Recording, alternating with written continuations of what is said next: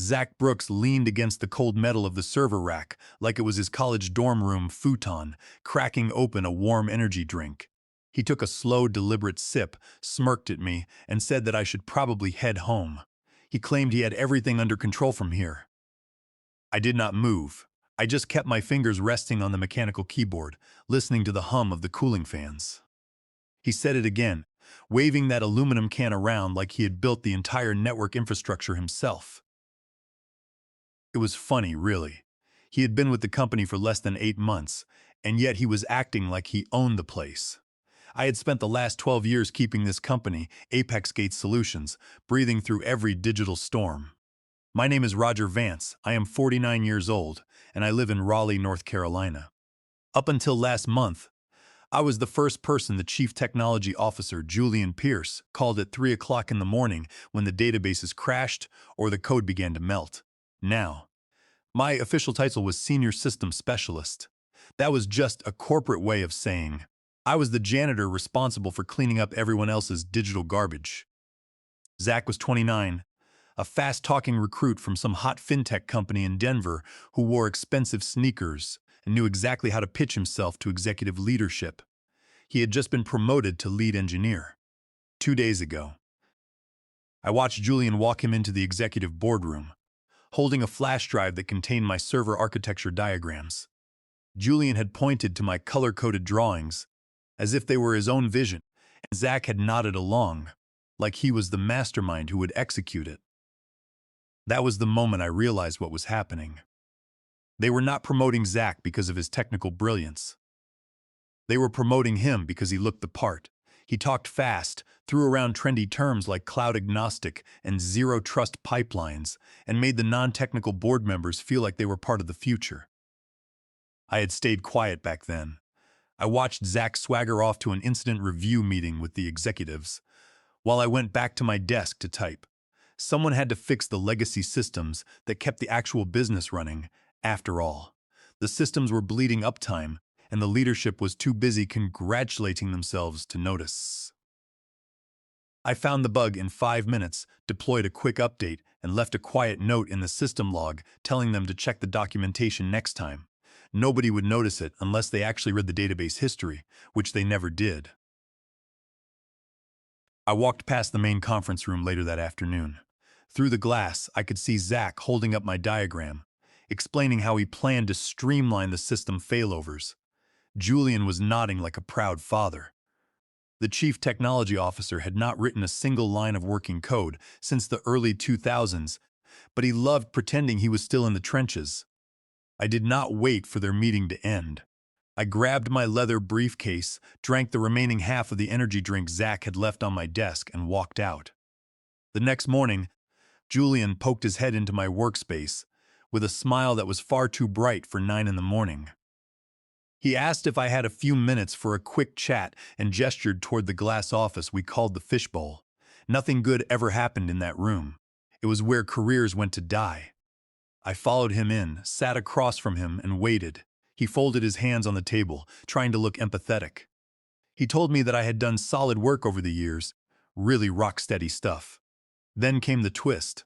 He said he felt like I had peaked in my current role.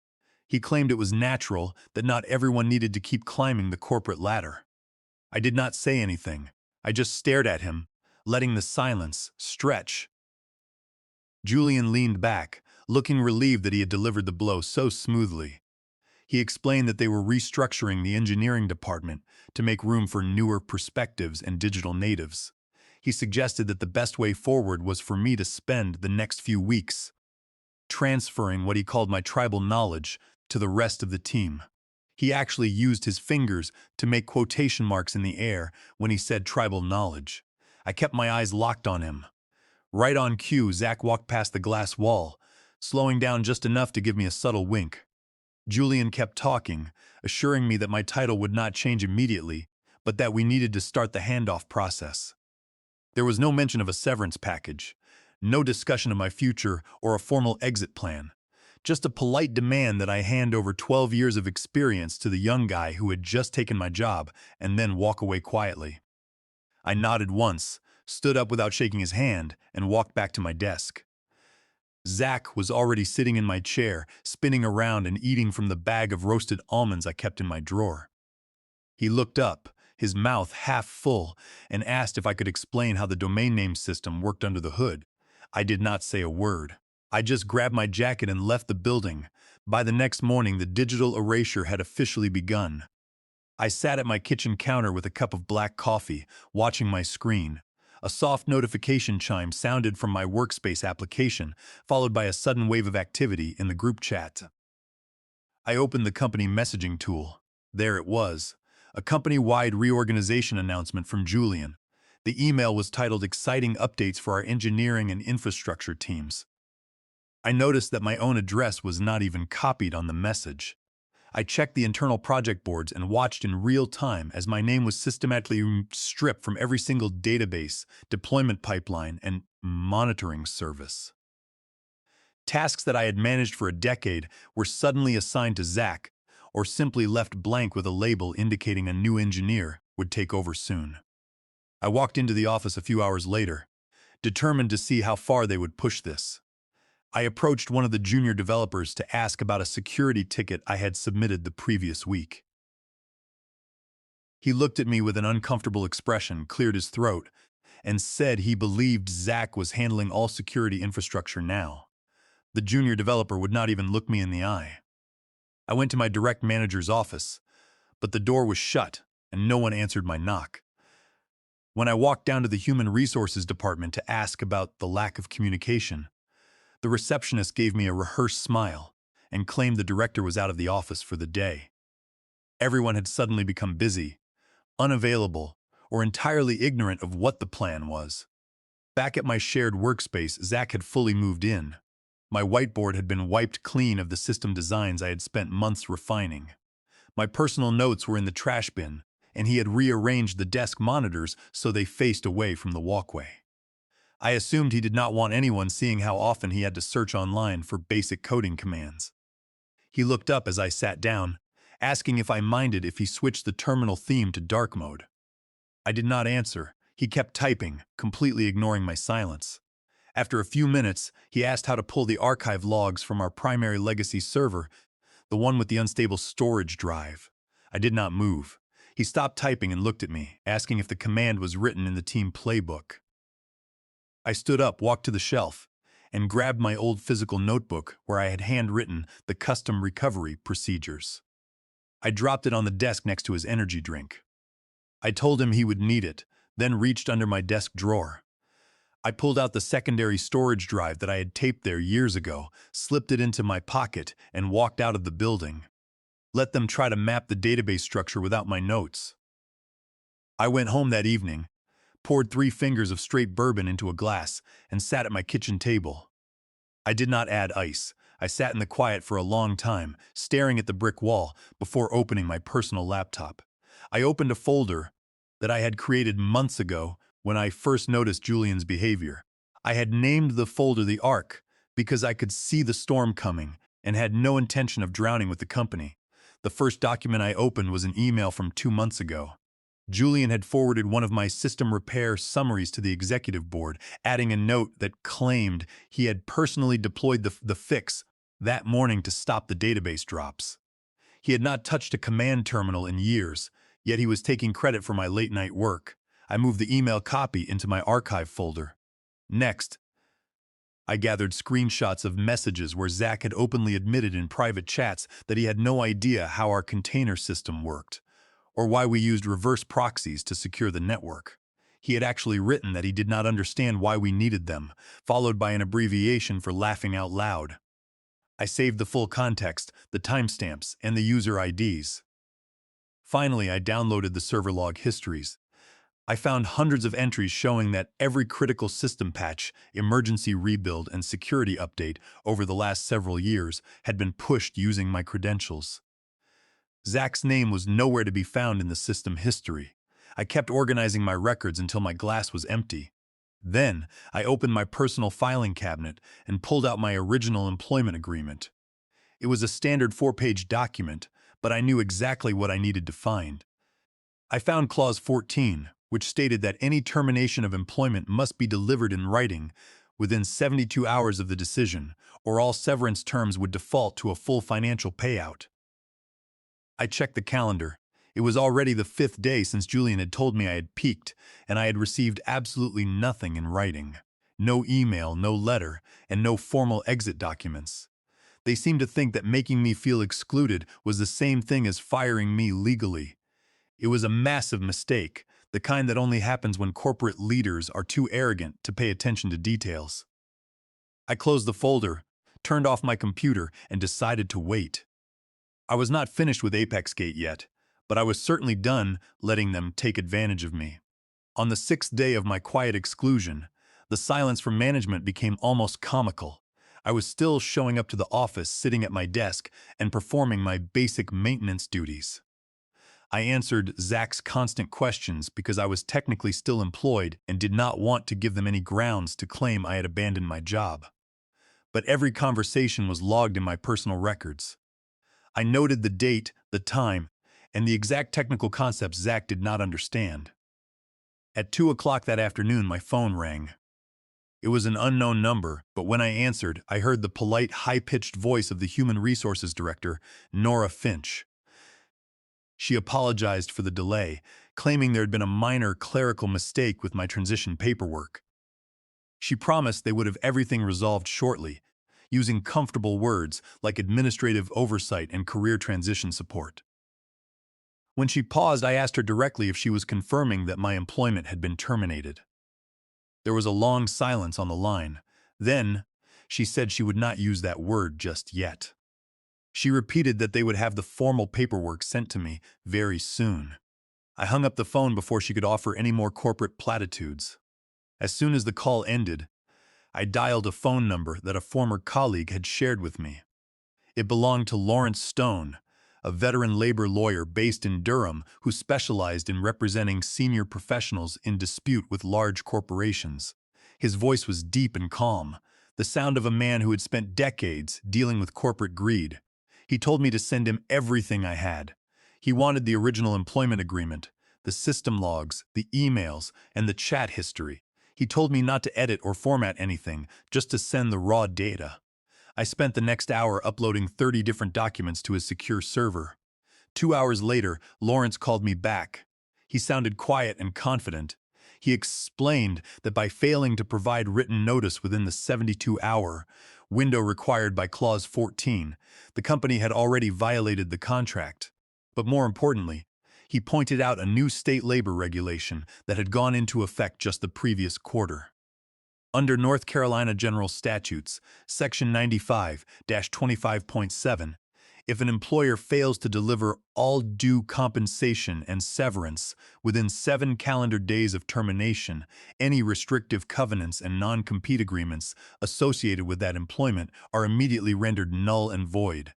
Lawrence told me that tomorrow would be the 8th day. He instructed me to remain completely silent. I was not to contact Human Resources, mention the new regulation, or do anything that might alert them to their mistake. He told me to let them send the severance package whenever they finally got around to it and to forward it to him immediately. I went to sleep that night feeling lighter than I had in months. The next morning, I returned to the office and watched Zach struggle to configure a basic backup schedule. I did not offer to help, and he was too proud to ask. Julian walked past my workspace twice without making eye contact. At exactly 42 minutes past 4 in the afternoon, my inbox chimed. It was an email from Nora Finch with the subject line containing my severance package and transition documents. The email attached several legal documents and a polite note wishing me the best in my future endeavors. I did not read the attachments. I simply forwarded the entire email to Lawrence with a short note stating that they were too late. Then, I shut down my computer, packed my personal belongings into a cardboard box, and left the building for the last time. They had no idea they had just handed me the freedom to compete against them. 3 weeks later, I was sitting at my kitchen counter when I found a large envelope in my mailbox. The return address was ApexGate Solutions, and the front of the envelope was stamped with the word urgent. I opened it to find a formal cease and desist letter. The company was accusing me of violating my non-compete agreement and using proprietary trade secrets to develop a new software project. I had recently started writing the foundation for Project Fennel, a cloud-based server management platform designed to replace the exact legacy architecture I had built for ApexGate. But I had been careful. Every line of code had been written on my personal laptop, using my home network, and long after my official employment had ended. I called Lawrence and told him about the letter. He told me to relax, explaining that the company was simply trying to scare me into signing away my rights. He promised to handle it. Within 36 hours, Lawrence sent a formal response to ApexGate's legal team. His letter was a masterclass in legal precision. He cited the state labor statute line by line, attached my personal code commit timestamps to prove the work was done after my termination, and included the database records showing I had not accessed their network after my departure. He concluded by stating that their attempt to enforce the non-compete was completely void, due to their failure to deliver the severance package within the required 7-day window. He copied the entire board of directors on the response. The response from Lawrence was followed by a long, heavy silence from ApexGate. A friend who still worked in the engineering department sent me a private message containing a screenshot of the internal chat. The executives were apparently panicking about the legal situation and trying to figure out how the information had leaked.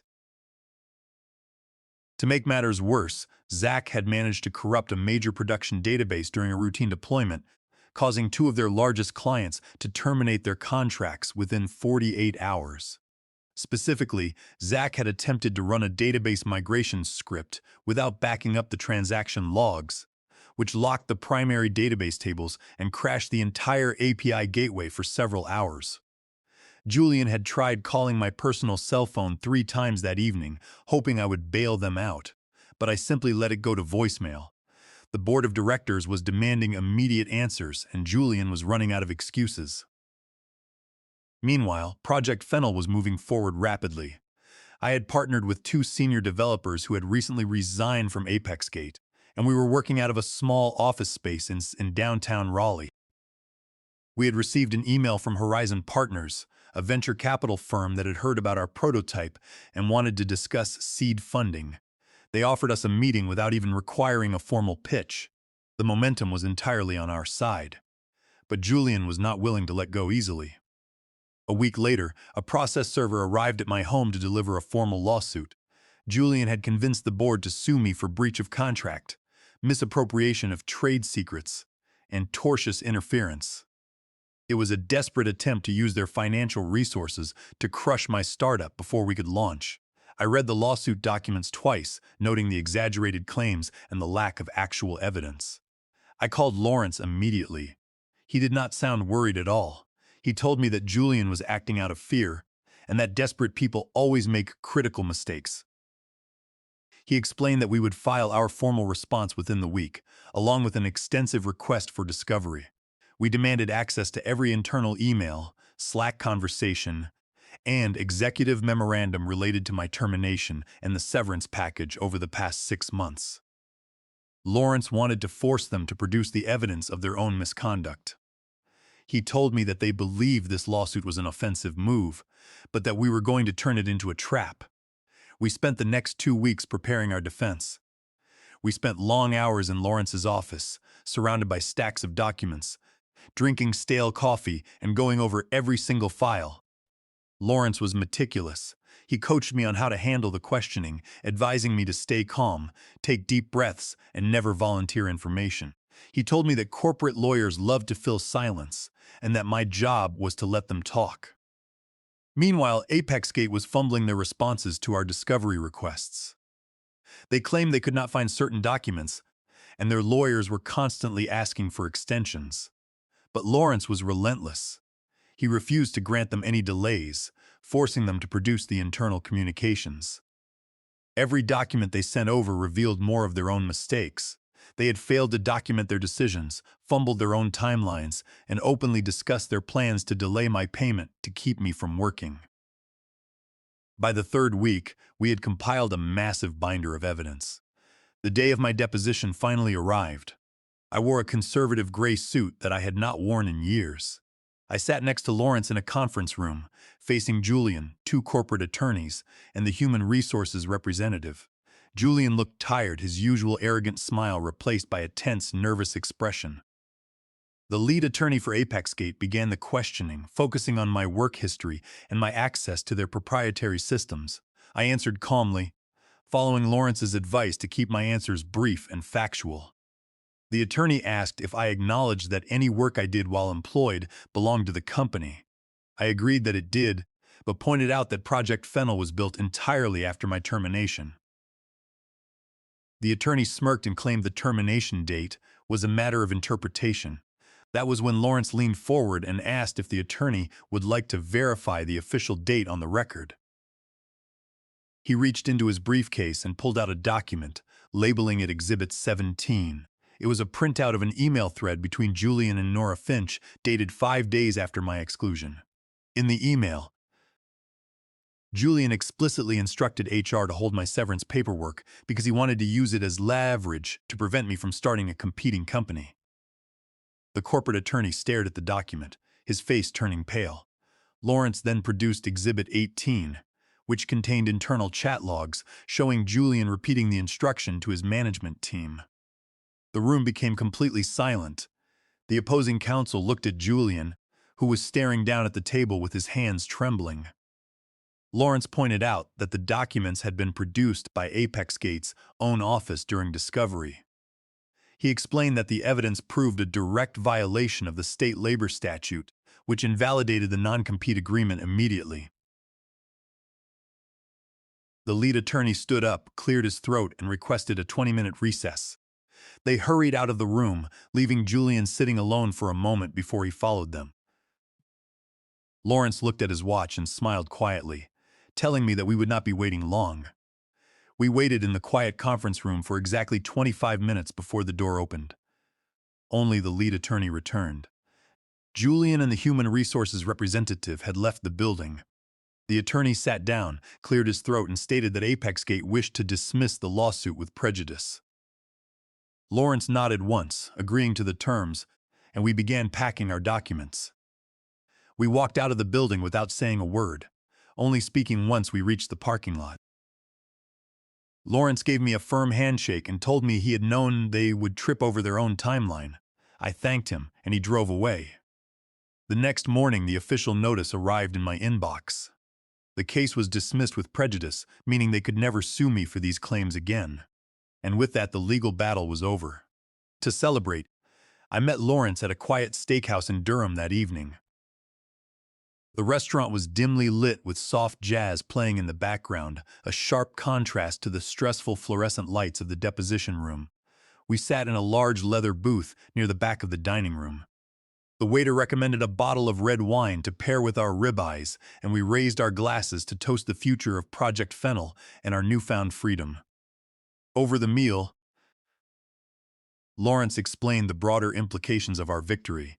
He laughed, recounting how Julian's face had completely lost all color the moment the internal emails were placed on the table.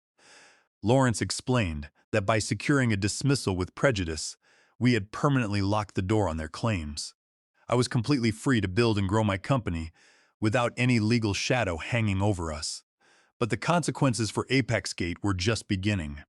A few days later, a local business news website published a detailed article about the lawsuit. Someone had leaked the deposition transcripts, including the internal emails and chat logs where Julian had admitted to holding my severance. The headline read that ApexGate executives had deliberately delayed severance payments to dodge legal exposure. The article laid out the entire timeline, the state labor laws they had broken, and the text of the internal messages. Within hours, the story went viral in the local tech community. Clients began calling to cancel their accounts, and investors started demanding Julian's resignation. The board of directors held an emergency meeting. I heard from a friend inside that Julian was asked to hand over his access keycard immediately and was escorted out by building security. By that afternoon, Julian's name had been removed from the company website. A brief announcement stated that he had stepped down to spend more time with his family. The company's stock value tumbled, and within 2 months, ApexGate was forced to file for restructuring. Zach Brooks was let go shortly after, his reputation in the local industry completely ruined by his failure to manage the production systems. Former coworkers from ApexGate began reaching out to me quietly, asking if we had open positions at my new company. Meanwhile, Project Fennel was preparing for launch. We had secured a significant seed investment from Horizon Partners, allowing us to hire 3 more developers from my old team at ApexGate. Our new office was located on the 3rd floor of a modern building in downtown Raleigh. With large windows that let in the natural sunlight, it was a welcome change from the dark, windowless server rooms I had spent 12 years working in. The space felt open, clean, and full of potential.